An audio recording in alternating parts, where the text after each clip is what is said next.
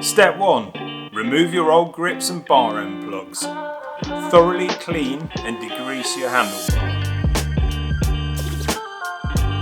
Step 2. Make sure you've got at least 128mm of free bar space.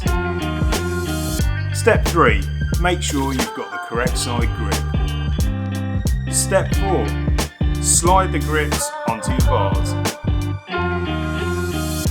Step 5. Rotate the grip.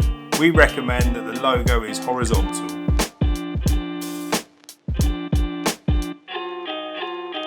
Step 6. Bang the grip onto the bar with the palm of your hand. Step 7. Ensure the grips are fully fitted.